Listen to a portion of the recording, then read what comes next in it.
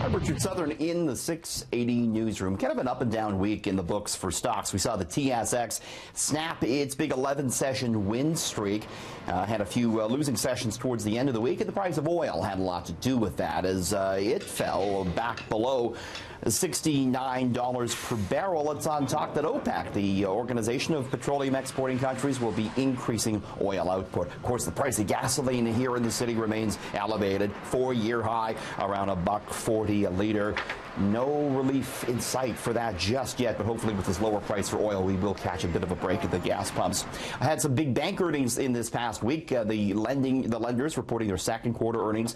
Generally, the results actually pretty good. We heard from TD, Bank of Montreal, and from CIBC. Some of them, particularly CIBC, talked about how they expect slowing mortgage growth towards the end of the year, what with the new mortgage rules having gone into effect in Canada. Not much in the way of dividend hikes, though, out of the big banks.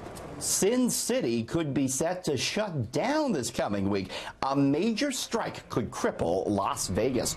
A major union encompassing some 25,000 hotel workers in Vegas voting 99% in favor of a strike mandate. This covers 36 of the biggest casino resorts in the city.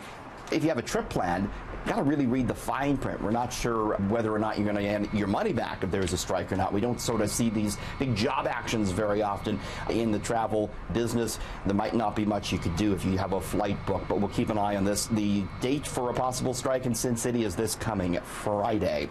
Interesting one out of the U.S. Patent Office. Hasbro, the company that owns Play-doh, has trademarked Play-doh's scent. It's not often you see a scent trademark, but they did it this time, and Hasbro describes Play-doh's scent as, quote, sweet, slightly musky, vanilla fragrance with slight overtones of cherry combined with the smell of salted wheat paste dough.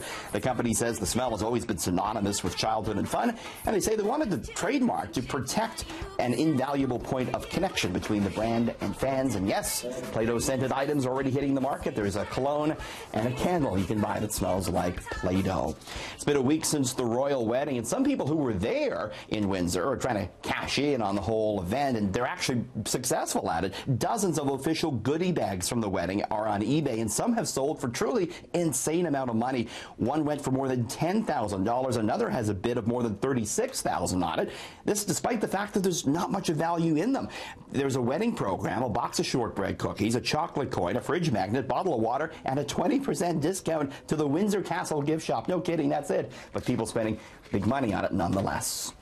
Finally, bit of news out of the booze business for you. A new report finds that when it comes to champagne and Prosecco sales, it's now more men buying it than women. Report out of the UK found that 56% of all Prosecco and champagne sales are men at retail. This despite the fact that most of these beverages are geared towards women. The report also found that the average person buying the bubbly makes a salary of in excess of $60,000 a year, and 41% have post-secondary degrees. Cheers to that. In the 680 newsroom, Richard Southern, City News.